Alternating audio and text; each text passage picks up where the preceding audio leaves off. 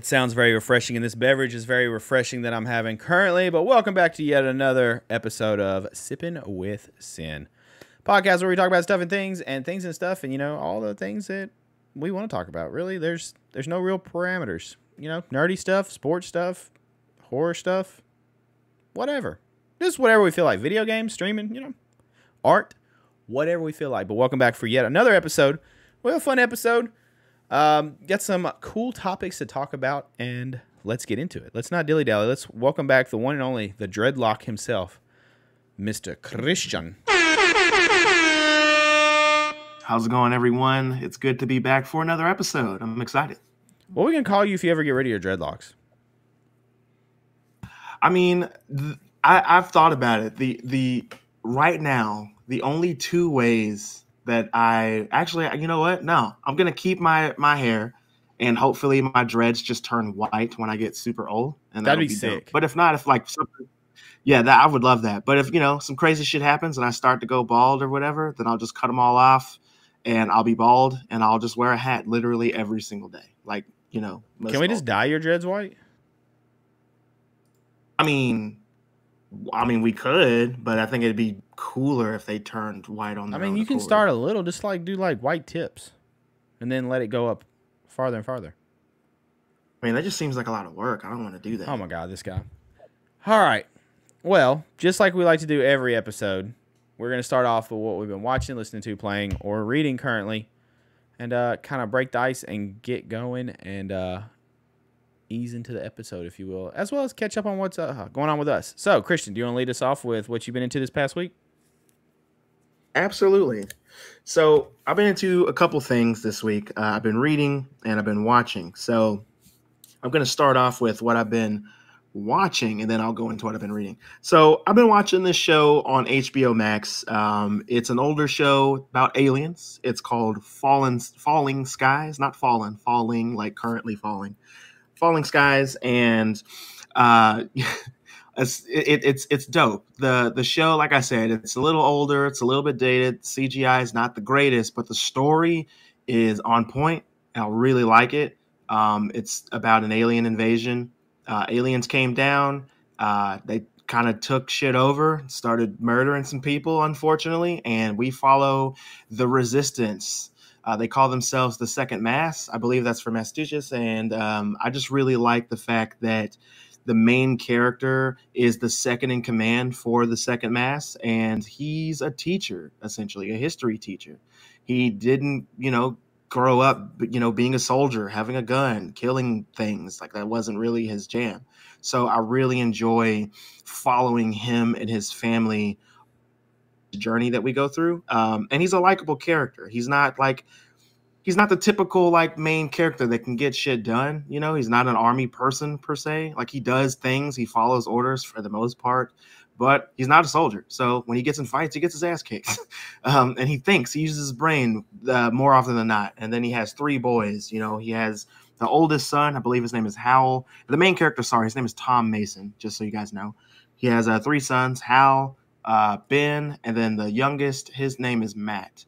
Ben was taken by the aliens during the beginning of the invasion, and he since he was taken, he has this contraption hooked onto the back of him, and they call it a harness. So they're harness kids and teenagers get kidnapped by the aliens, and they get used essentially as like slaves almost. But it's kind of weird because I'll finish the first season and these kids grow to love these aliens. It's very strange. It's very, very strange. But you can't just take a harness off. If you pull a harness off a kid, they will die. So you have to cut it off in a very special way and do some other things to ensure the life of the harnessed person. But with that being said, there's a lot going on in this show, a lot more than I expected, a lot more than I think we deserved back when the show came out. But it's on HBO Max right now. You can binge the entirety of the series. I highly recommend it. I'm hooked on it. I'm on season 2. I think there's 4 seasons, might be more. I'm not even sure. but I know I'm like halfway through second season right now, and I'm enjoying it. It's just getting better and better. The stakes keep rising. We keep meeting new characters, and then old characters get taken out, and it's really sad. I actually just watched a character that I really like get killed, like before we started recording this episode, full transparency, and it's really fucking sad because he was dope. But with that being said, that's one of the things I'm watching. One of the other things that I watch when I have just free time and I'm working on something that I don't really need to pay too much attention is a show called Angel. That is Angel the Vampire Hunter Slayer, I guess. I don't know. But it's a spinoff of Buffy the Vampire Slayer. Angel is a vampire with a soul who is in love with Buffy. And we follow his journey after he leaves Sunnydale to leave Buffy because he understands that he can't be with her and that he will get her killed if he stays with her, blah, blah, blah. So you have that going on. And that was one of the first shows that I really, really got into as like a teenager. That was just a favorite of mine back in the day. Buffy and Angel were just favorites. So watching it again is really cool. And seeing how some of the stories, mean more to me now that I'm older than when they did when I was a kid. So that's really cool. And then the last thing that I was into, I've been reading a comic again, and this comic is called Ninja Turtles. So we're all kind of familiar with the Ninja Turtles. This is the IDW brand of the Ninja Turtles. The story, it's a little older. I think it came out in 2000 and actually, I don't remember when it came out. I'm not gonna lie to you. I think it was like 5-6 years ago when it started. It's ongoing. It's the IDW print of the Turtles. I really, really like these characters. The story starts off kind of like you'd expect. The 4 turtles, the mutagens, all that stuff. But one of the turtles gets lost, and the 3 turtles grow up together. So the 3 turtles that we follow are Leonardo, Michelangelo, and Donatello, with Splinter. And Raphael got separated from the group, so he's not a stealthy ninja character. He's just kind of living on the streets, doing his thing. He meets Casey Jones, the hijinks ensue, and then eventually he does find his brothers and learns to be a ninja. And he picks up, being a ninja pretty quick, but he's still a hothead. He's very much a street character. It's really different. Like watching his character evolve as opposed to the other characters, you can definitely tell that he feels like the outsider, but he has more of a reason to be angry, more of a reason to be an outsider in this rendition of the Turtles. It's really good, though. I highly recommend it. Go to your local LCS. If you have to, hit up Amazon. You can go to Organic Price Books. You can go to cheapgraphicnovels.com. No, I'm not sponsored. I'm just letting you know where you can get this stuff. Go check it out. They sell the hardback volumes of it. It's really good. It's definitely worth your time, and I'd highly recommend everybody checking out the IDW print of the Ninja Turtles. And that's what I've been into. What about you? Well, first off, I want to say happy birthday to Shin Godzilla. 6 years old. Happy birthday to Shin Godzilla. Yeah, wearing a Godzilla shirt and everything today. Have you watched that one? Yo, yeah, I've definitely. It is a very different take on Godzilla, but I liked it. It was cool. Yeah, it's a welcome change. That's what I can say for sure. Yeah, welcome change. So if you like Godzilla movies, check it out. It's other than Godzilla versus Kong, I would say that's the most recent Godzilla movie. At least the most recent like overseas Godzilla movie, right? Yeah, they have some more animated stuff come out after Shin Godzilla, but Shin Godzilla is definitely the most recent live action to come from Toei. So, or not Toei, but from straight up from Japan. Like that's that. Did it? No, I don't know. That they definitely have that rendition of him as their newest rendition for live action. It's definitely worth it. It for sure is political, but Godzilla in this film has different stages. Yeah, so he evolves throughout the movie. Yeah, man, and some of them get insane. Yeah, so it's definitely worth a watch if you like kaiju films and stuff. I would recommend it. But absolutely. Okay, that's not what I've watched this week, but I do need to rewatch it. I haven't watched it in a couple years actually, so I probably need to do that soon. I just saw that, so I had to shout it out. And plus, I'm wearing a Godzilla shirt, so kind of went together. But for me, it's been kind of a lull on our shows and stuff, and we're kind of caught up right now. So we are doing our annual watching of Entourage. Me and the missus go through Entourage pretty much once a year. We'll watch all 8 seasons, and then we will watch the movie to cap off. And it's a great show. It's kind of like You and Angel. It's something that I don't have to pay too close attention to because we've went through it so many times that it can kind of be background noise while I'm doing other things. Or just, we have it on while we're hanging out with Little Man and stuff like that. But it's a great show. Pretty much it follows a movie star, Vincent Chase, and his group of friends, his brother, Johnny Drama. You have Turtle, which is essentially like his driver. His manager is Eric Murphy. And then you also have his super agent, Ari Gold, which is done by Jeremy Piven. And he is by far my favorite character. Love him in the show. He's hilarious. Really fun show. Really good show. It's just a lot of Hollywood shenanigans with him being an actor, finding films and doing films and getting denied for films and ups and downs and all that good stuff. But it's a good show. I enjoy it. So we're doing our annual watching of that. Besides that, I actually played yesterday on stream. I played Stray for the first time. I've heard good things about it. With the cat? Yes. Yeah, you're pretty much just a cat in like a cybertopian world or something. Not utopian. Cybertopia kind of world. There's like robots and these weird little creature things. I don't know. I got a couple hours in. It's a very short game. It's very different, and it's not something I would normally play, but I've heard a lot of good stuff about it, and it was there, so I was like, let's try it. So I tried it, and it's been all right so far. Like I said, it's very different. It's kind of just like pick up a bucket, move, jump around, like go on ledges, and you're a cat, so you can claw stuff, like sharpen your nails. I haven't got to scratch anything other than like a wall, but, it's whatever. It's a very different game, though.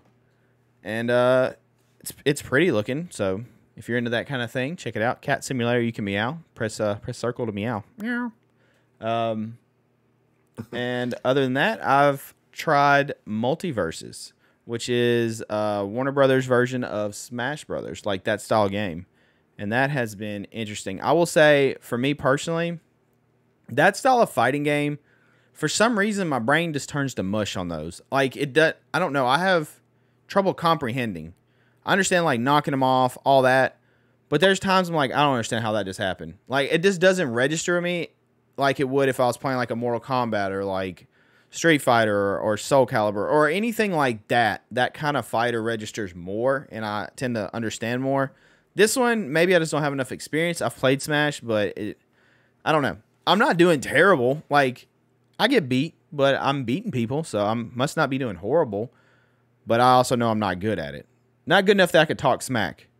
Like I'm not confident enough that I could talk smack to you about it. But it's not horrible. It's not a bad game. Like, it's been all right. It's a free game. It's an open beta. And it's been fun to play with people, like teaming up and playing with the community against people out there. That's been pretty fun. I unlocked Arya Stark, and I've been playing as her, and she's kind of hard, but it's dope that I can be her, and I'm determined to like get decent with her. Well, let me ask you a question. Is that the type of game that you can see yourself playing long form, or is it one of those games that you would play for like a week or two and then kind of burn out of it? I don't see myself being long form. Like I said, it's not, I don't know what it is about those style of games. Like, they're not bad. It's just, maybe it's too much chaos going on at once, and like, some of the moves throw me off, but I don't know. Like, it's not like a Mortal Kombat or something that I could invest tons of hours into. Something fun to play around, like with the community or with friends and stuff, yeah, for sure. Or just if I want something kind of that I'm not really going to stress or worry about, or even like get mad if I lose about or anything, yeah. But I don't see it being like a solo game for me, like something I stay on. Gotcha. There is a game coming out, though, in about a month that I'm excited for. I don't know why I'm excited for it either, because I've only played like one of them. But for some reason, I'm kind of excited for Saints Row. I don't know why. Now, okay, I'm glad you brought that up. Let me ask you this. Are you excited for Saints Row because you really want to play Saints Row, or because you want a new game that you can play with people? I mean, it's dry out here in games, for me at least. Like, I tend to like get hooked on a game and I'll play it pretty hardcore, but there's been really nothing that's hooked me recently. So I've been kind of just bouncing around. Elden Ring was probably the last one that really had its claws in me for a decent period of time. past that, like I've bounced around and I'll get hooked for like maybe a week or two, and then I'll kind of fade out on it. And there's just really nothing coming out that's grabbing me at the moment. So that's why I'm just trying different things, trying different games. I don't know. I just feel like Saints Row will be funny content because if it's anything like I remember, I think I played Saints Row 3 maybe, but it was just like Grand Theft Auto, but way over the top.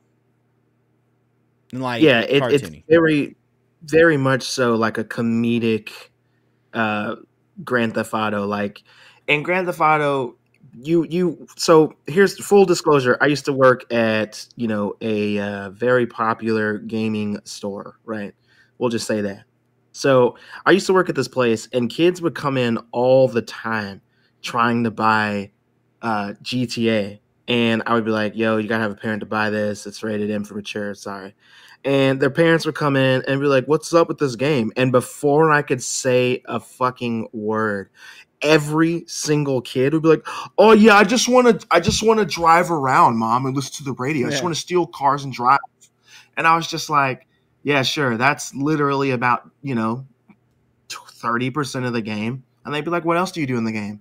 I was like, "Oh, kill people, rob liquor stores, pick up prostitutes, all kinds of stuff." And the parents would be like, "Oh my God, Timmy, I'm not buying you this game." And they'd be like, "Come on, mom, I'm just gonna drive. I'm not even gonna do anything." And I would have to, literally read the back of the fucking game and tell them what all it's rated M for mature for. And I would also have to tell them, like, yeah, I played this game. Like, I mean, you can't cut the language off. You can't cut the blood off. It's not Gears of War. Like, you literally get all of this stuff. You know what I mean?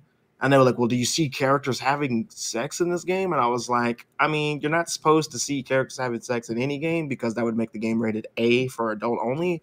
But there was a hot coffee mod on another edition of this game where you could totally do that. So it's not safe for children. Like, I don't know how else to tell you.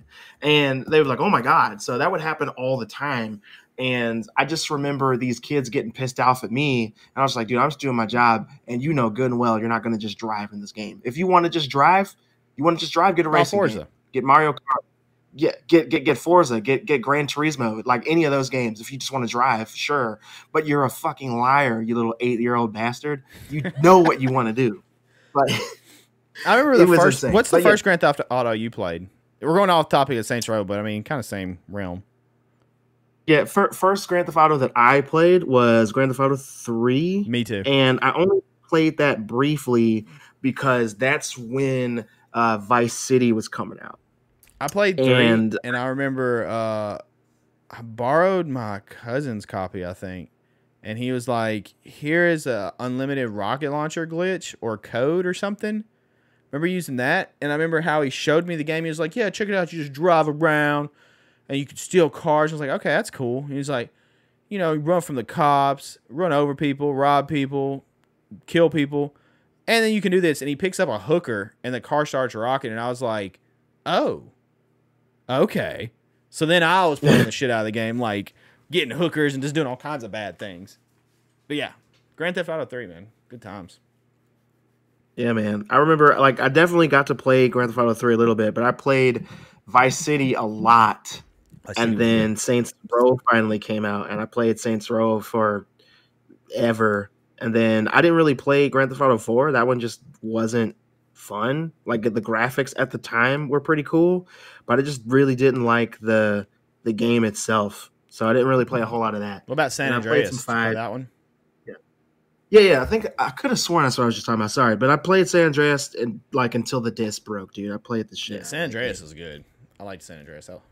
Those are fun games. Yeah, I don't know. I just feel like Saints Row will be good content because there can be a lot of fun shenanigans, and there's drop in and out co-op that you can either do missions or just shenanigans. So I think that will be really fun. And only thing that concerns me with Saints Row, I'm not worried about like the adult themes as much because I played Cyberpunk, and if you're not careful, there's a swinging hang dang or whatever. And that totally happened to me on stream when I wasn't ready. I'm more worried about the music, but surely they'll have like a streamer safe mode. I hope. I mean, it's crazy that that's something that we have to think about now. You really like, do can now. I play? Copyrights are nuts. DMCA is wild.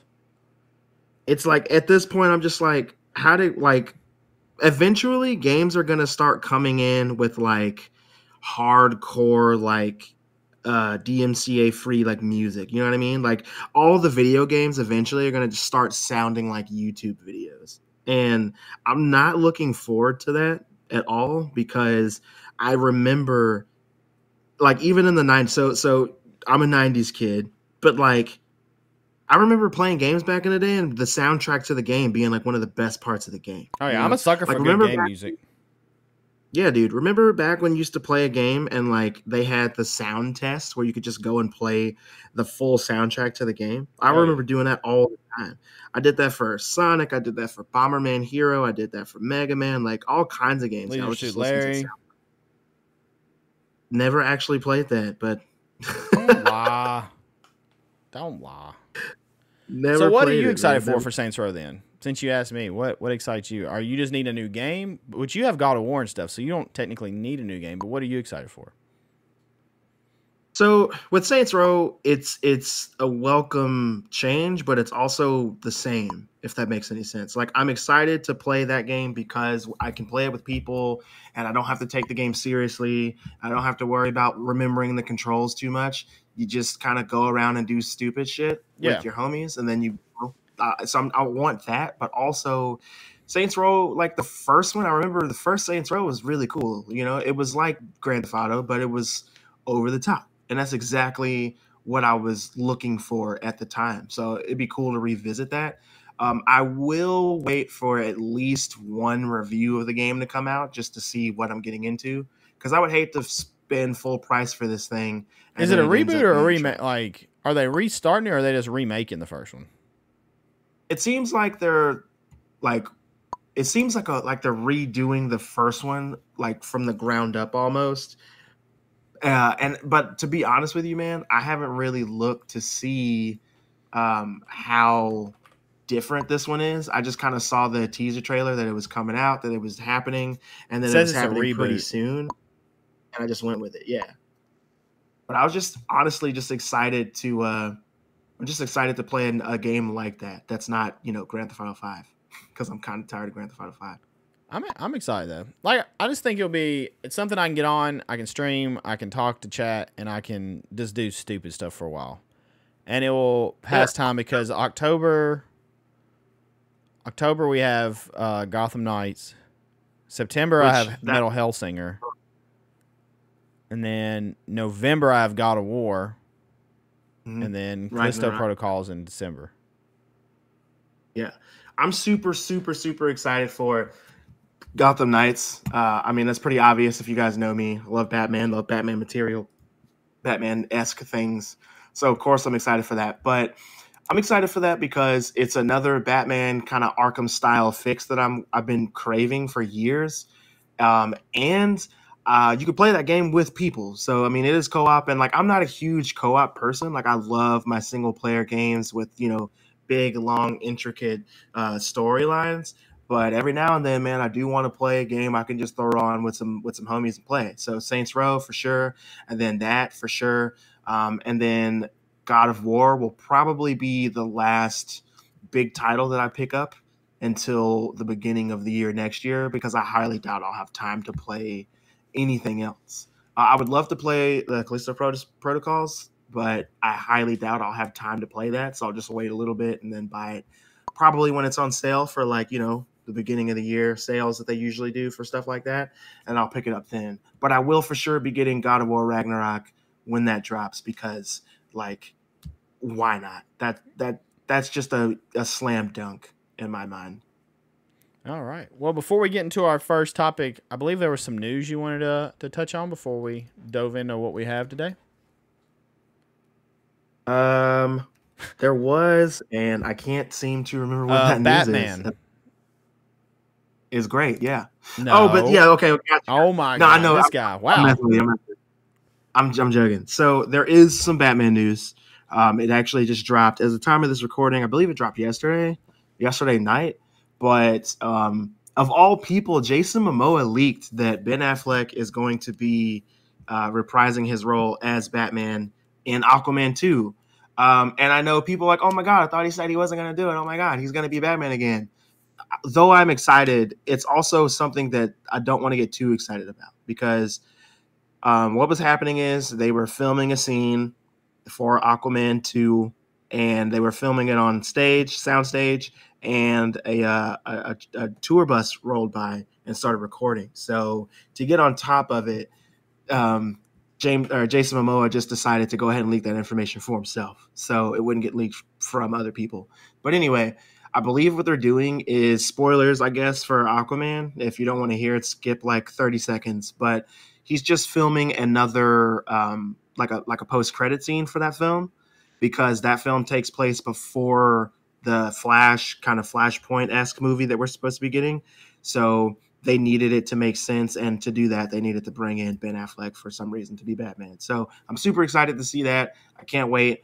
There's supposed to be some spoilery stuff going on with his character in the Flash film that takes place after Aquaman 2.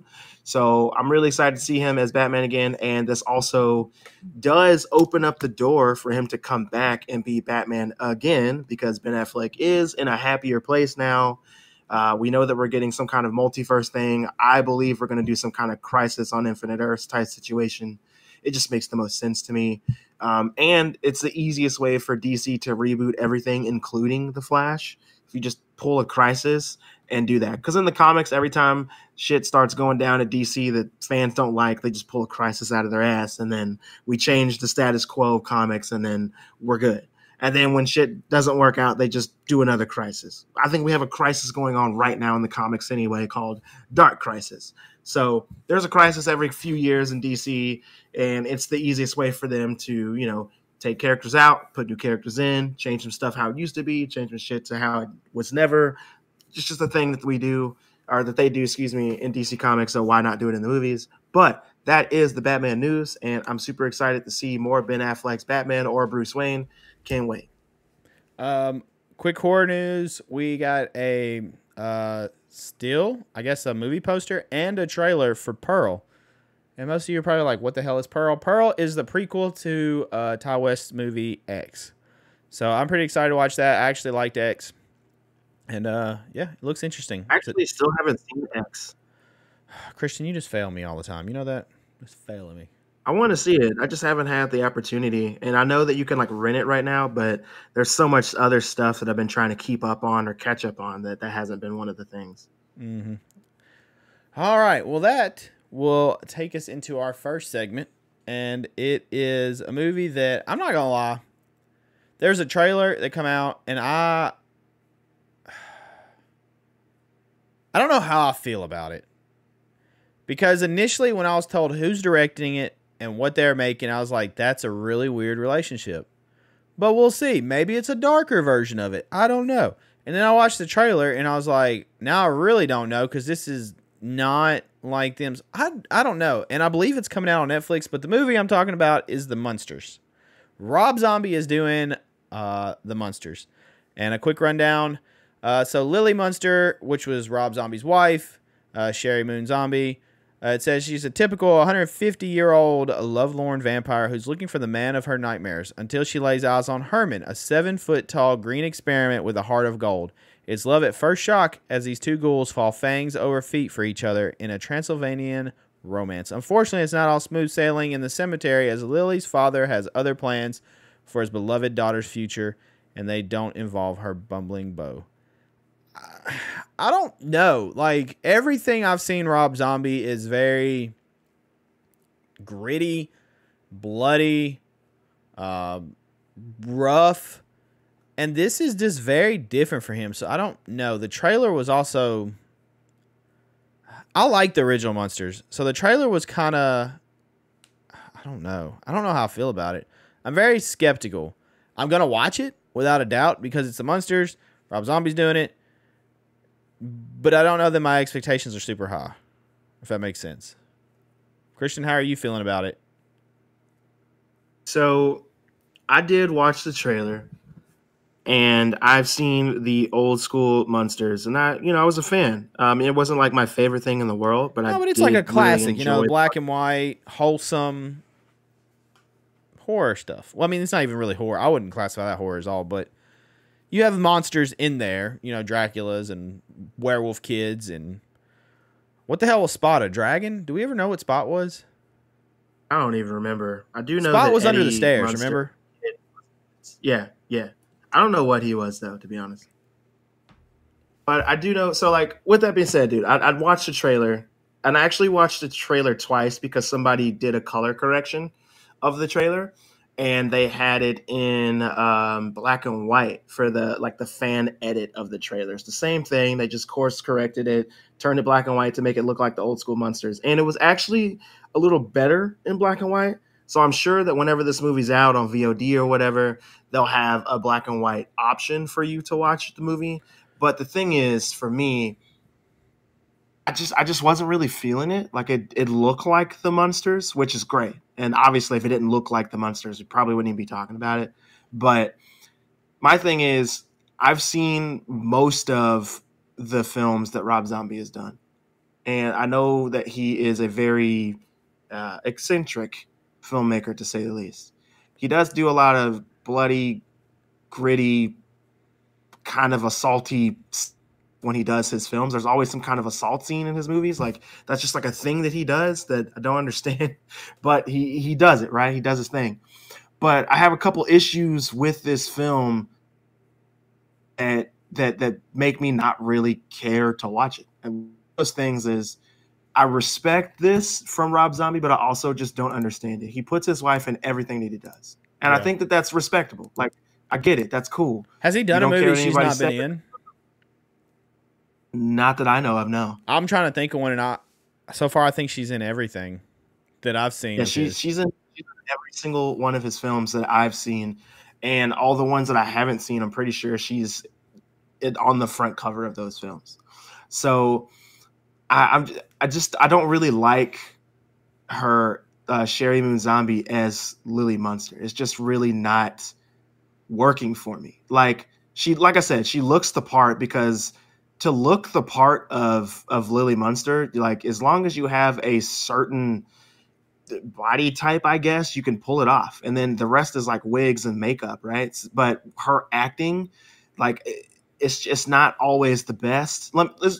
Being blunt, her acting is not the best. The best role she did, or probably my favorite Sherry Moon Zombie role. Talking about her acting. What's that? Because I agree, her acting's kind of I didn't care for her as, I think the character's name's Baby in House of a Thousand Corpses, Devil's Rejects. Is it Baby? Is that right? Mm-hmm. The best she's done, and I think I would say was it Three from Hell. But I feel like she kind of stepped up a little bit. That one, that was a little better because Captain Spaulding, and I can't think of his actual name right now. He was the star of that trilogy, until he passed away. But he was the star to me in that. But other than that, though, like, her acting is kind of the same in every movie, honestly.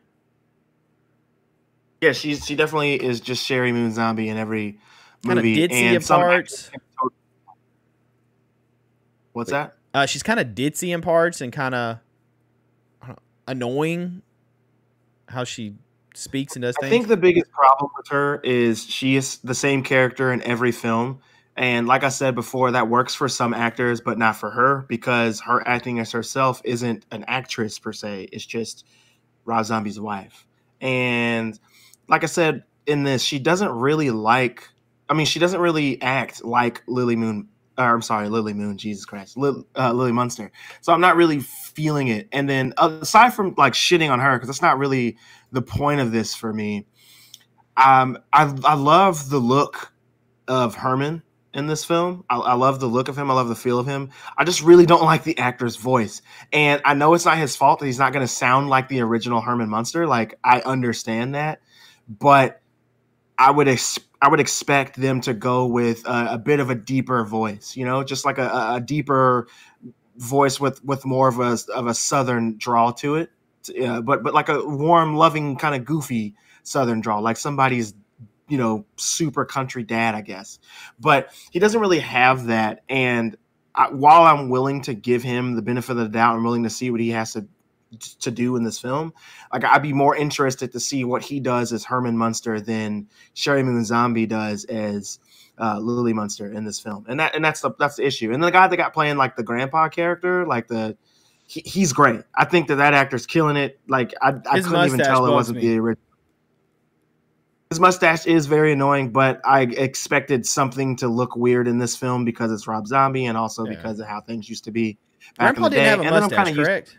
In the originals, I don't remember off the top of my head, but I'm used to seeing that from watching the Batman series from the 60s with Adam West and Cesar Romero. I'm just used to seeing a mustache over a character like that, so that's kind of the thing. Okay, I just found a picture. He does have the little, I don't know what you call his hairstyle, the little curls on the side that come out or whatever, but he was clean shaven. Right. Well, there you go. Oh, the mustache is kind of weird, but whatever. Like I said, I don't have high expectations for it at all. It's a weird combo. Like, out of all the movies, like if I was to like say, okay, I feel like this is a movie that fits more Rob Zombie. If you're wanting to remake something, Texas Chainsaw Massacre. Let him be gritty and gory and whatever with Texas Chainsaw Massacre. That fits more his MO than the Munsters to me. Not saying I necessarily want him to remake it because I don't want him to, I don't know. After what he did to Halloween, it would make me nervous. I mean, I think that I don't really have much of a comment for him remaking anything else. I don't want him to remake anything else, to be honest. Because, well, I do like Halloween 2007 that he remade. The first one was okay. Don't like, I realized the more I've watched that film as the years go by, I realize that I like the second half of the movie a lot more than the first half, when he's trying to humanize Michael and give him all of these reasons for being, just evil incarnate, which we don't need because he's Michael fucking Myers. So, that's part of what makes him scary is you don't understand what makes him tick. He's just an emotionless killer. Exactly. But they do that nowadays, though. Me and a buddy were talking about this the other day. I keep interrupting you. I'm sorry. But you're like literally touching on topics of like recent conversations. Why is it a need now to give everything a backstory? Like, why do we have to know? Can we not just leave it be as he's evil? That's it. He kills, he's evil. We don't need to know what happened in his childhood. Just be scared of him. If you see him, the boogeyman's there and you're screwed. I think with the growing curiosity of people in general, and then like how stories have started to progress with a lot of backstory and retconning backstory and making characters kind of stay in the zeitgeist a little bit longer than maybe they should be. That's a thing that's happened a lot in the past like 10 years. So with these filmmakers remaking a lot of things and giving characters backstory, and even when they're not remaking something and they're just telling a story that we've seen 1,000 times and giving a character a whole lot of backstory, I think it's just easier for writers in Hollywood and safer for them to do origin stories, to do a lot of that, because when you do an origin story, it lends you a hand when you're trying to do like trilogies and stuff. So if you think about typical superhero films, you normally start off with the origin. The second film is the character in their prime. And then the third film is a character either coming out of retirement, not being in their prime anymore, or essentially handing off the mantle of being whatever the character is, wrapping up their story completely, right? And that's typically how Hollywood tells movies and tells stories with these movies. I think it's just safe to answer the question.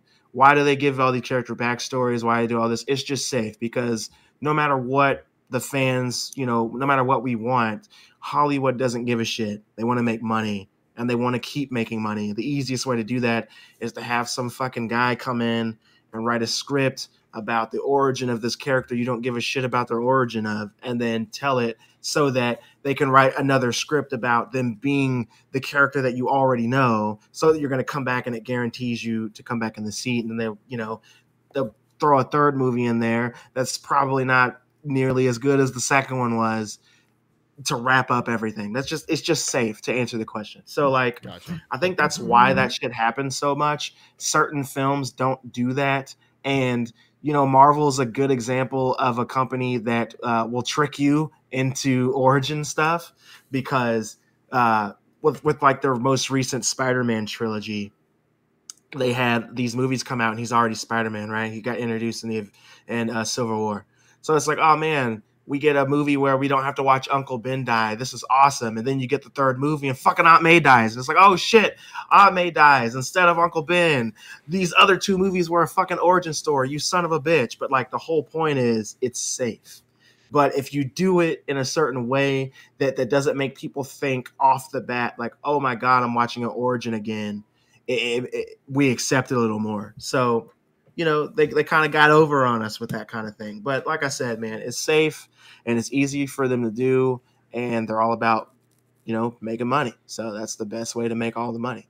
So one last thing about the Munsters, I just noticed, original actor that played Eddie Munster is Tin Can Man in the Rob Zombie movie.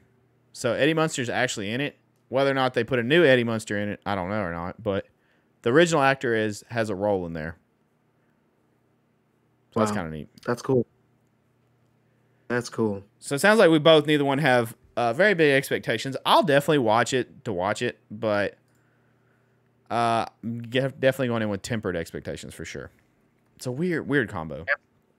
Absolutely. And that brings us to the next segment. Now, I think Christian's got some fun for us for this segment.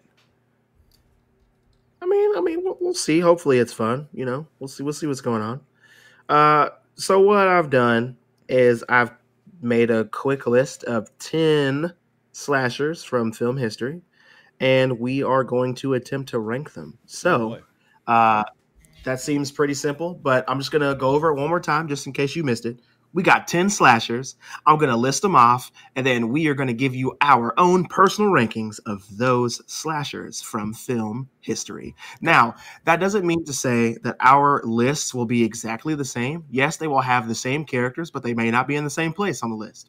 So, with that being said, I'm going to go ahead and list those characters off, if you don't mind, and we'll get started. You're not doing your top. Cool? You're not doing yours in order, right? You're just listing the characters in general. Yeah, I'm just listing these characters off in general, okay, and then we'll list them as we go on. Let's do it. So, the 10 characters are Leatherface from Texas Chainsaw Massacre, Freddy Krueger from A Nightmare on Elm Street series, Chucky from the Child's Play / Chucky series. We got Jason from the Friday the 13th series, Michael Myers from Halloween, Ghostface from Scream, the Hook Killer from I Know What You Did Last Summer. We have the Babyface Killer from Happy Death Day. We have Norman Bates from Psycho and Patrick Bateman from American Psycho. Ooh, this is about to be kind of tough. It is kind of tough. Do you want to start on 10 and we just say like number 10 and then you'll tell your number 10 and I'll tell mine? Yeah, absolutely. That's exactly what I was going to say. Okay. So start at the bottom and work our way to the top. Exactly. Okay. So do you want me to give mine first or do you want to give yours first? Ooh. I'll give mine first. Well, it doesn't matter. Whichever way. All right. Well, so I'll tell you what. I'll do mine first to make it a little easier because I already have mine in my head ready to go. Yeah, I know who mine is. So 10 too. We probably will have the same 10 and the same 1. Because we have our tastes are similar enough for us to have the same this middle is going to be kind of weird though. Like, man, I'm already having some conflict like looking at this list. I feel you. And that's why I wanted to go first so I can get mine out of the way and then you can squirm and try to change your answers. I'm not swerving. My 10's locked. My 10 is also locked. So coming in at number 10 for me is the Happy Death Day Killer Same. with the baby face. So that's Exactly the definitely same. tell me why that character, why that slasher is the last person on your list. Coming in at Honestly, number I 10. don't really care for that movie or that franchise at all. I've watched him, and I just don't care for it. I don't know. He doesn't really scare me. I just don't really. Which I mean, none of them really scare me. I don't care. Like, it's really cheesy, which a lot of it is cheesy because that's the genre. But I don't know. He didn't appeal to me. That's a fair answer. I think that's a very fair answer. So it's definitely about the same for me. Like, not really scary. That film is more horror Plus, comedy you die than and you anything. come back, so it's like it doesn't really matter. I mean, you're not wrong. That makes a lot of sense to me. But yeah, it's practically the same reasons. Like, it's just not the best one on the list for me. Didn't really make an impact. And for all intents and purposes, this character is just wearing a hoodie and a mask. So that's probably why they're coming in at number 10 on the list. So I'll go to the next one. God. Number 9. Okay. Number 9 for me is going to be the Hook Killer from I Know What You Did Last Summer. Okay. See, I'm torn. And I thought about it for a while, and I think that the reason that character, that slasher, is number 9 on the list is because just impact in general. That character didn't impact me as much as other characters on the list impacted me, so that's why they are number. There's a 9. couple that I'm kind of playing with at number 9, but Hook Killer's one of them, and I think I'm going to stay with that just because. God, what is that chick's name that was in it? I can see Freddie Prinze Jr.'s in it. Yeah. You're Sarah Jessica Gellar? No, she was in it. Yes. What the hell's her name? But that's not what you're talking about. Oh my God. She was one of them teen slashers. Yeah, Hook Killer was. I mean, that's like every horror story, campfire story ever. And he had a hook for a hand, all that stuff. So, speaking of which, I'm kind of mad. Your list doesn't have Candyman. Now that I look at it. It doesn't. And, like, I mean, we'll have other lists in the future, okay. I'm sure. But, like, yeah, Hook Killer's a solid 9. I can go with that. Man, now I really want to think of her name. It was like a... Hold up. Now I got to look up the cast. Freddie Prinze Jr. was in the first one, right?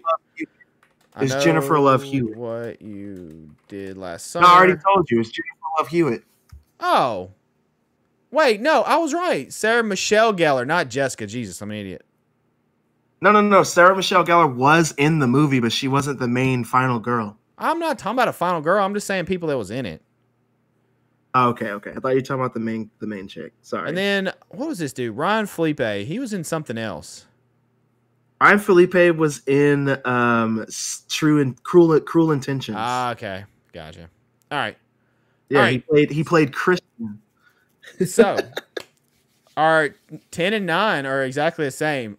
It is not going to stay that way because I know it's about to get all kinds of jacked up.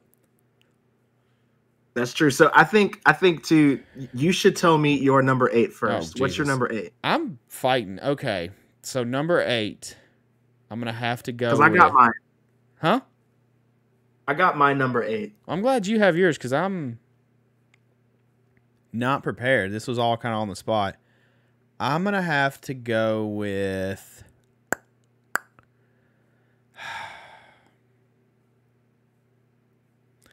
There's literally 3 I'm looking at, and I don't know how I want to rank them. All right, I'm going Chucky. All right, I'll go first. Chucky. You're going Chucky. Chucky's number 8 for you. Chucky's number 8. Not a huge Chucky fan, and it's a doll, and I would punt the piss out of that doll. That's what everybody says. Okay, I would take a claw hammer and just break his little porcelain head. How about that? That's violent. See what happens? Wow. I can't believe Chucky's number 8 for you. I know. I didn't expect that. Okay, I think my next 2 are kind of... I have like 3 right here that are all kind of battling. All right, so my number 8 is Norman Bates from Psycho. And that's mainly because Norman Bates, he didn't kill that many people, for one. And 2, like I really like the story and everything, but as far as impact as a slasher goes, like for me personally, the impact isn't as big as the impact for these other slasher characters. So that's why. All right, can we go to 7? We can go to number 7. Because number 7, I'm gonna say Norman Bates. Wow. The only reason he gets That's above nice. Chucky is because he has that whole like mother thing where he dresses up as his mom to kill too. And like he has that whole I'm trying to think of what the technical term is for it. He's not schizophrenic. I guess. No, he has a dissociative identity. There we go. Thank you. But yeah, I would go Norman. Classic. I would set him over Chucky and Psycho over Chucky. So that's my 7. All right. So who is number? Oh, so my number 7. I didn't say. What are you doing? Don't be jumping. My number 7. Sorry, my number 7 is Chucky. Patrick Bateman from American Psycho. Okay.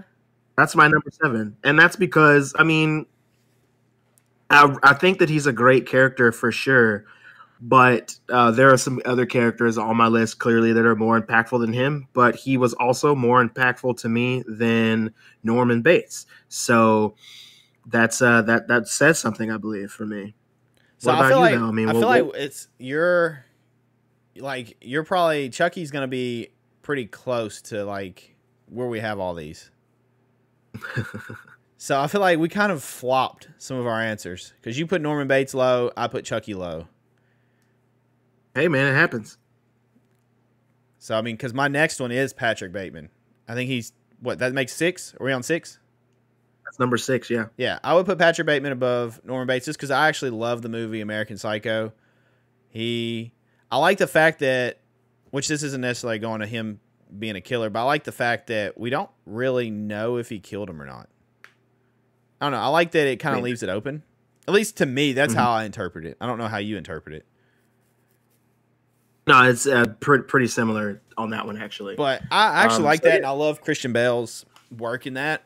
And I give him the nod over Norman Bates because I didn't really care for the Bates Motel series. I watched it, but I wasn't like really into it. So that's not really a great reason, but yeah. Okay. Well, moving on, let's go to our number my number 6, because you just told us your number 6. Yeah. So my number 6 is Leatherface. Good old Leatherface. Wow. Okay. Yeah, and that's because Leatherface to me, I can't believe you're putting Leatherface under Chucky. I am, and I'll explain. So the reason for me why Leatherface is under Chucky is because Leatherface has so many different, like, it depends on which film you watch him in. You can't really watch 2 Texas Chainsaw Massacre films and then he be ranked the same for me, because each movie we get a different Leatherface. There are so many different families to follow. We're going with the Hewitts, or are we going with the damn, I can't even think of the Sawyer, excuse me. So yeah, are we going with Hewitt, Sawyer? Like, which one are we doing? Like, I never know like which timeline essentially we're going with. So that's kind of why. And also, like, Leatherface, in my opinion, was like super menacing in like 3 movies to me. And then in the other ones, he was kind of just a lackey. So that's why he wasn't like a super impactful slasher to me. So like you have the original Texas Chainsaw Massacre, and Chucky's impactful. The remake. Chucky's impactful to Wait, no, that one's no. I'm saying those are the ones that are super impactful to me, where he was like fucking menacing to me. Which was that one, which was the remake to that one actually, where he was just it was, man, he was big and just freaky in that movie. And then in the newest one, I believe that's just called Texas Chainsaw Massacre, that one, it's mainly because of a few of the scenes that happened in that movie, like the bus massacre and shit like that. Like, that dude was fucking terrifying, and if I got caught in a room with him, I'm done. Like, there's no way I'm getting away. So those films, he was the most menacing in my opinion. And then the other ones, he was more like a lackey, and then you have some where he's menacing again, but like in a different way. But yeah, man, that's why he's number 6 on my list instead of being higher on the list. All right. Well, I've let off on the last 2, going for 5. I have my 5 already. I have my 5. Do you want to go first or you want me to go first? You can go first since I've led off the last couple. Alrighty. So number 5 for me is actually the Chuckster. Chucky, Charles Lee Ray, he's coming in at number 5 for me. He's right smack dab in the middle for impactful slashers, in my opinion. The first Child's Play is great. Second one's my favorite. The third one, not so great, but still fun to watch sometimes. Then you got Bride, which kind of brought him back to form, but he was also super comedic in that one, like more so than usual. Then you got Seed, which we don't really talk about too much. And then, after Seed, we got, what was it? Curse and Cult. So I really liked both of those. And then the Chucky TV series was also excellent. So I'm just really into, I'm really into the killer doll kind of subgenre of film. And the first and second Child's Play kind of do it the best, in my opinion. So I'm just really into that. So that's what I got for my number 5. Who's your number 5? All right, Christian. First off, I want to apologize because your feeling's about to get hurt. Uh-oh. So coming at number 5, we have the one and only Mr. Just kidding. It's Ghostface. It's Ghostface for sure. Ghostface is my number 5. So Ghostface is right in the middle for you. Ghostface is right in the middle because Ghostface is never the same person. And I like the Scream movies a lot. Some of them kind of teetered off. The newest one was really good. I did like it. It's always fun trying to guess who Ghostface is, and Ghostface usually has the same sound, so it's always fun playing because they play into that too. Like it could be this person, it could be that person. That's always really fun. I like Ghostface, but I can't put Ghostface in front of the others for me. That's fair. I'll remember that when I tell you where Ghostface is on my list. I mean, I'm sure Ghostface up there because you're a big Scream fan. I do enjoy some Scream. With that being said, coming in at number 4 for me is good old Jason Voorhees. Jason Voorhees coming in at number 4 for me. And here's why he's not number 2 or number 3, because there can only be one number 1. Now, the reason why Jason's coming at number 4 is because I do think that he's a scary character. I do think that he's menacing. And I grew up with the character, so that's probably why I think those things. But there is just something about the other 3 characters on the list that give them the edge over my favorite dead boy. You know what I mean? Like, that they just have the edge over him in that way. Because it's just something about them, man, that creeps me out. I will say one of the freakiest things about Jason in general is that he doesn't speak.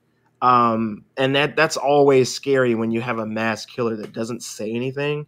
But with that being said, man, like you always in most Friday the 13th films, you get the scene where he's unmasked, right?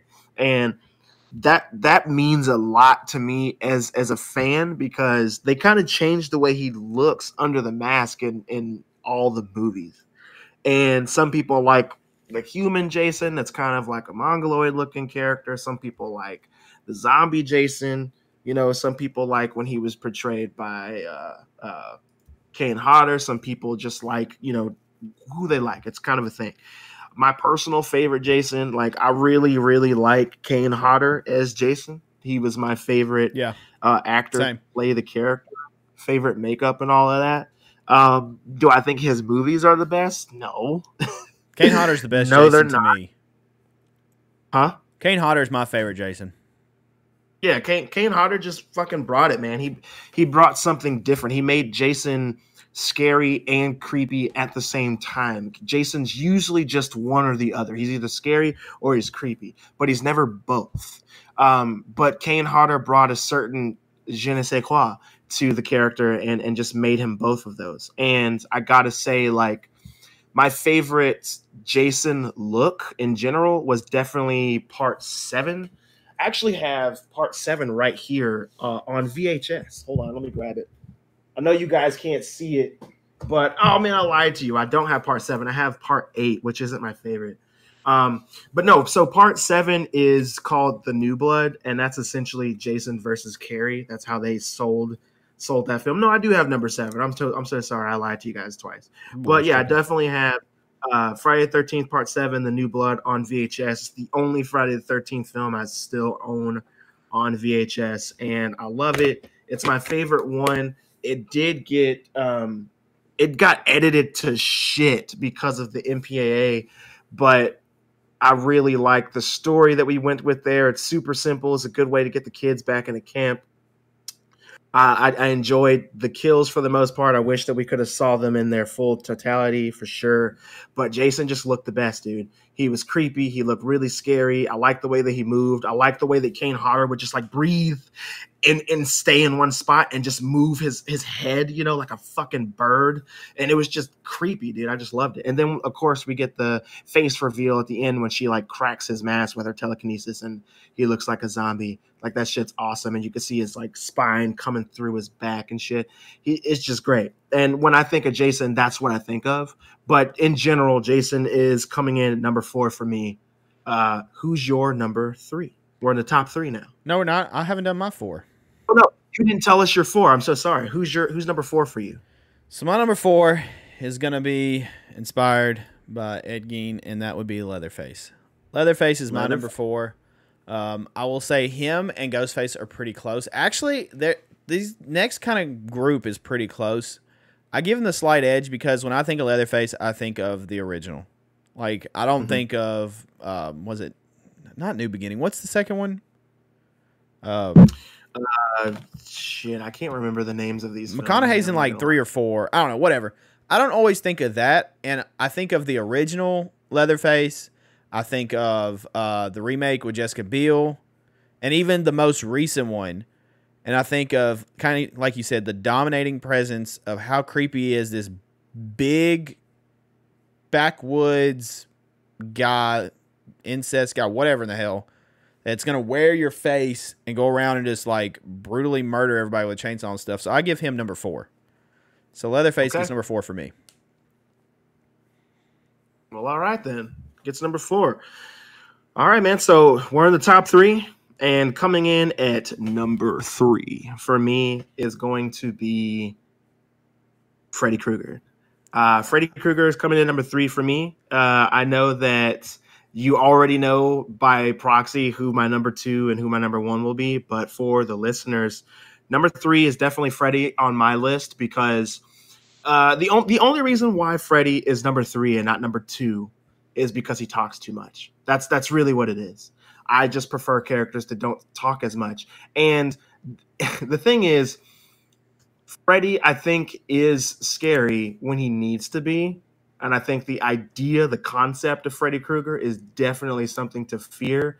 But that's the whole point, right? Like he has power because of our fear. That's what makes him scary. But also, Freddy's a little fucker, dude. He just cracks jokes. He likes to torment people. He talks a whole lot. He's kind of like if a slasher with supernatural abilities was also really into telling dad jokes. That's kind of what he reminds me of. But I don't want that to take away from his films or from the actual scariness that is the character. I really do like Freddy Krueger a lot. I think he definitely deserves to be in the top 3 slashers of all time. He has some creative kills. I mean, he does kind of just end up stabbing people with his claw hand a lot, or his razors or whatever. But it always sucks to see a character that you actually like get fucking wrecked by him. So I just really enjoy the character, and I think that he definitely deserves his seat on the number 3 spot on my list. So okay, that's my number 3.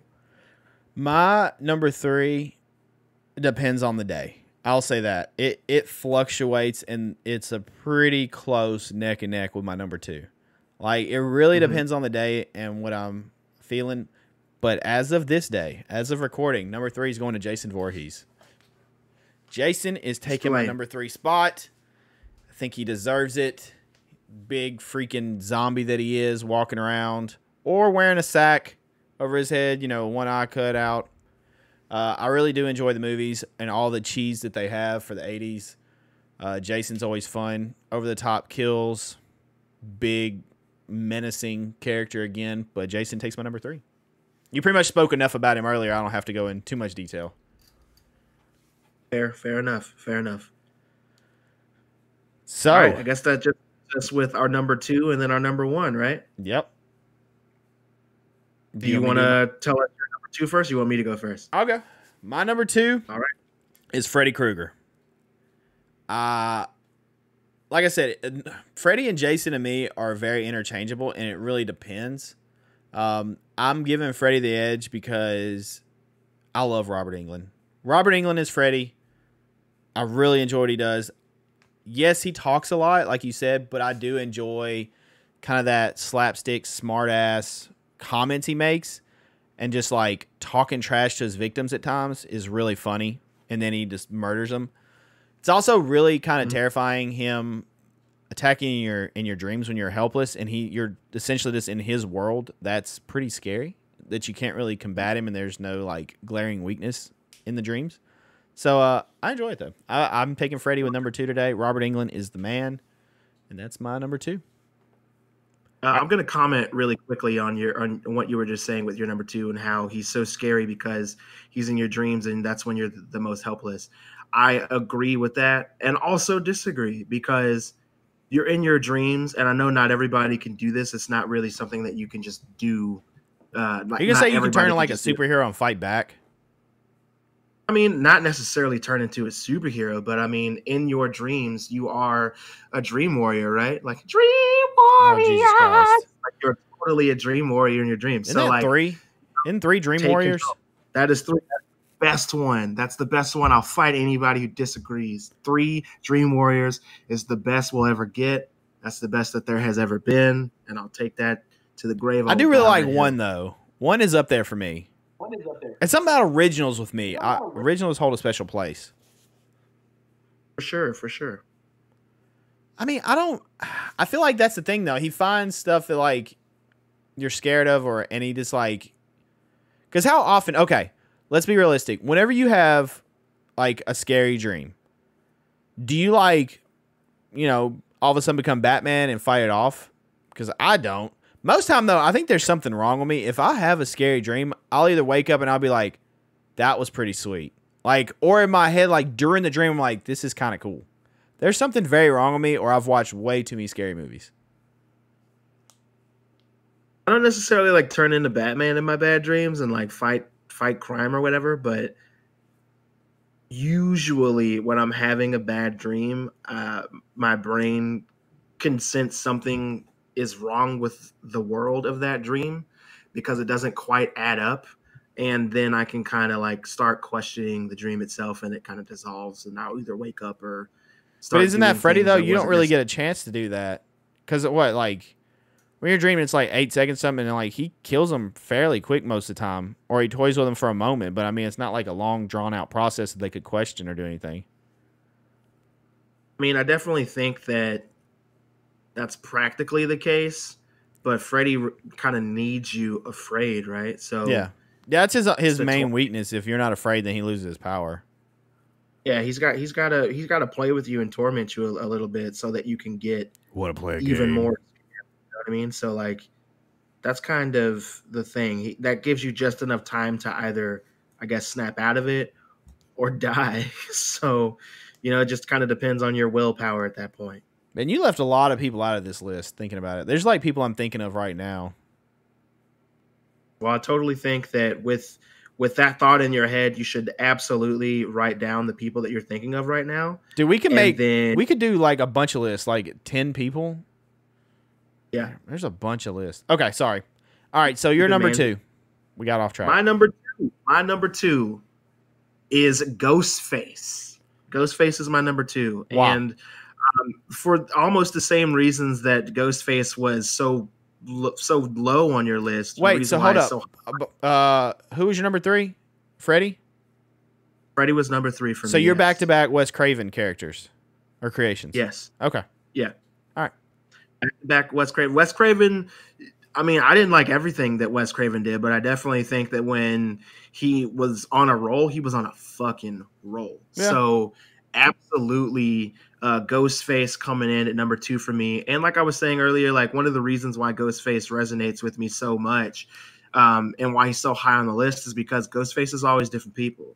And Ghostface is usually more than one person when we get a film, right? So I just really enjoy that kind of aspect of the character because you don't typically kill this character in a film and then they're dead and then they have some really stupid I didn't mean to yawn, but you don't really have some stupid reason why the character comes back to life in the next movie or what have you, or blah, blah, blah. Like, it's just a straight up different person. So it makes it a little bit more real for me, and that's what makes it scary. And also, most of the time, Ghostface is somebody you know. And it being somebody you know is scary as well, because you could be friends with a bunch of kids in school and hang out after class, you know, you guys work together, whatever. And then the next day you're fucking dead because this character has a plan and a vendetta. And unfortunately, you just happen to be a part of that plan, a part of that vendetta. So that resonates so much with me, because some of these characters, man, they just on the shit list, you know, and they're done. You kind of know what you're getting into with you know, the Jasons and the Chuckies and the Freddys and shit. Like with you know, Freddy, you kind of know it's in a dream, and if I have the will to get myself out of this, I can live. If I have the will to kill this motherfucker in my dream, then I might make it. Chucky, as you said, you just punt kick him, which I don't think it would be that easy. And then Jason, just don't go to fucking camp. Like, you'll be fine. It's that go to Manhattan. Or go to Manhattan. Or space. You know? Or fucking space. Or the sewers in Manhattan, because apparently they just leak fucking toxic One thing you're sludge. leaving out about Ghostface. Ghostface pretty much helped resurrect the slasher franchise too, or genre. Yeah, I mean, I was just still going off of the love for the character and how it resonates. But that's another thing. Like, that movie did definitely reinvigorate the slasher franchise for sure, and it kind of sparked a whole genre of movies in the 90s and early 2000s, movies trying to be like Scream, and the subsequent sequels to Scream. Like, that was a thing that kept happening. So that was really cool to see, and I really liked that. And then just the character Ghostface. Like, I think the original name for Ghostface was just like the killer, and they had, I think he was called like Father Time or Father Death or some shit like that, because it was a Halloween costume that they bought, you know, Billy and Stu bought and did, you know, their thing. And that was the name on the costume in the very first film. He wasn't called Ghostface until I want to say it was later on in the movie, or later on in the second movie. Somebody says his name, or no. Actually, I don't think they say. No. Tatum, the character, says, "Oh, don't kill me, Mr. Ghostface." And then, like, the fans just kind of took that and ran with it and started calling the character Ghostface. But yeah, he didn't have a name in the script originally. So that's another thing that's just really cool to me about that character and about those films and that slasher in general being different people. So that is number 2 for me on the list, Ghostface. Well, I guess that leaves only one person left, and it's pretty self-explanatory who our number 1 is. Obviously, Michael Myers. Michael Myers couldn't be anything other than number 1. Michael has been my favorite slasher. Halloween's been my favorite series of horror films since I could watch films. It's literally been the case since I was like, I don't know how I don't remember how old I was when I first started watching these films. I'm gonna say 6, maybe 7, probably 6. I was way too young to watch these, and I probably watched Halloween before I was even 6. I just don't have a perfect recollection of it, so I'm gonna say 6 to make it easier. But yeah, man, he's been my favorite. He's the best killer, in my opinion. He never speaks, which is great. I know there's other characters on the list who don't speak either, but like, it's scary. He has the best mask, for at least for the original film. That is, like, his mask is excellent. The motivation is excellent, because you don't really know what the motivation is. Then now there's so many movies in the franchise that you can say you like Michael being Laurie's brother, or you don't like him being Laurie's brother. Like, whichever one you like the most is just what you go with. There's just so many aspects about this character and about these films that I love, and it's the only franchise of films that I can say I love these 3 films, or I hate these 3, but I love the franchise. You know, with Scream and Ghostface, I genuinely like all of the movies. I definitely like some a lot less than I like the other ones, but I don't hate films in that franchise. I absolutely hate films in Halloween, but the character of Michael is just so much more impactful to me in all his movies than Ghostface in all their movies. So Yeah. that's nutshell for me why Michael is He's stealthy. He's a presence. I think you put it best when we were talking about one of them. He's literally like a great white shark just feeding. Yeah, he absolutely. just hunts and destroys. That's exactly what he does, man. And it's fucking terrifying, dude. It's fucking terrifying. That's not even close. The difference between 2 and 1 for me is pretty substantial. Like it doesn't even get close on that one. In the films? No, like yeah. From my number 1, like there was never any hesitation of who number 1 would be. Like, yeah, same. It's a pretty good jump between them. Now 2 through like 5 and all, you can kind of play with, and some of them, but yeah. And I knew that both of us would have the same number 1. We've talked about stuff like this before, just in general. So I knew that we are going to have the same one. I figured we'd have the same number 10 as well, and then the rest we would just kind of fill in as time goes on. But I don't think that my mind will ever change about Michael being number 1. He's been number 1 since I had memories. Not as long as the original movie is still there. I mean that alone, that wins by itself. Absolutely. But yeah, man. So listeners, that was our list. We hope you enjoyed it. If you have recommendations for other lists, please let us know. Yeah, send us lists. Give us top 10 or top 5 or whatever other ones that we may not have listed, and let us rank them. And also take our list and the ones we had and tell us your top 10. It'd be interesting to see what some people out there rank their top 10. May even read them on the podcast. That would be dope. I would love that personally. Yeah, but we'll put together some more lists. That was actually really fun. I like that. That could be a fun thing to do.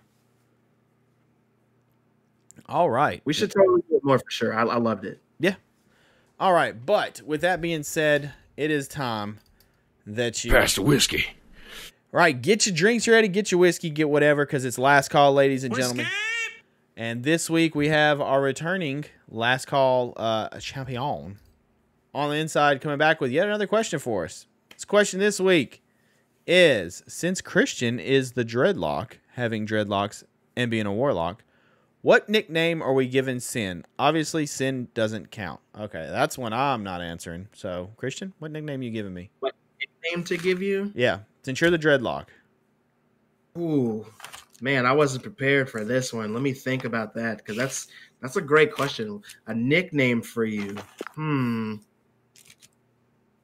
I just want to go and be as silly as possible, but I also want to think about it so I can give a reason as to why that's the nickname. But I never really thought about a nickname for you before, other than the name that you already go by. So that's a great question. Man, I was unprepared to answer this, obviously. And because I know that we stretched our time pretty thin with talking about our list, I'm going to have to just pull something out of my ass. All right. And I'm going to go with Wolfie Boy. That's your new nickname. What the hell? Wow, Wolfie Boy. Wolfie Boy, because it couldn't be just Wolfie. I had to degrade you in some way. So Wolfie Boy. Okay. So I'm not a man, but I'm a hairy boy child that houses men. Okay. A hairy man child known as Wolfie Boy. Wolfie Boy. Sounds like a sidekick or something. With my lovable sidekick, Wolfie Boy. I love it. I'm actually thinking about drawing a sidekick character named Wolfie Boy, and that's just going to be your new. That's going to be the new mascot for the podcast. That's going to be it. Oh Lord. Okay, Wolfie Boy. Got it. All right. Well, that works, I guess. All right. Well, thank you for that question. If you would like your question to be featured on an episode, go into the Gilded server, gilded.gg/Sinister, pack in the application, put from the podcast, and there is a whole section for Sippin With Sin. They have episode chat, topics, suggestions, drinks, and last call questions. In last call questions, just put your question, and we will be sure to read it and try to get it on the podcast the best we can. Usually they pretty much all get on there, so do it that way. Or go to social media at SIPPIN with Sin. That's right, Sippin With Sin. And drop us a line with your last call question. You can go to Instagram, Twitter, TikTok, and Facebook and do one of those, and we will be sure to respond. And yeah, thank you for those questions.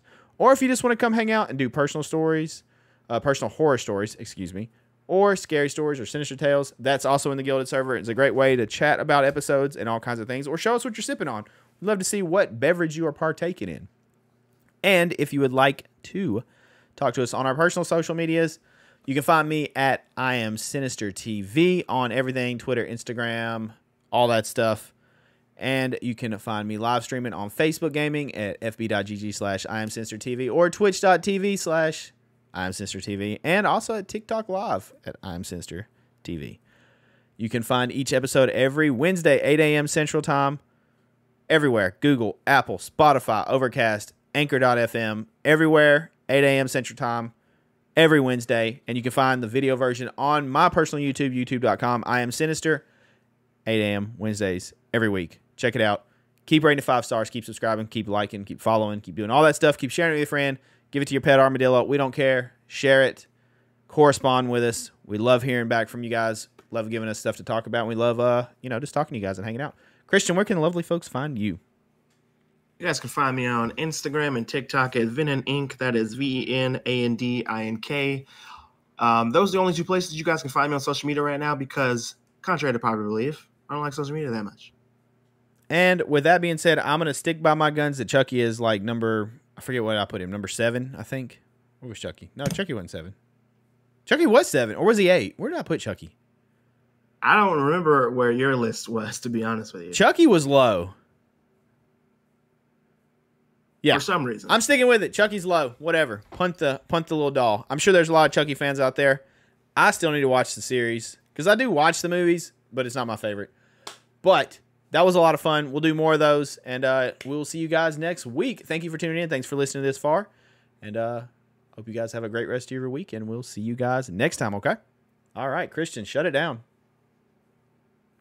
Thank you guys for tuning in to yet another episode of Sipping with Sin. Be sure to leave a 5-star review, smash that like button, and leave your comments and recommendations in the comment section below. But most importantly, don't get gutted. Bye.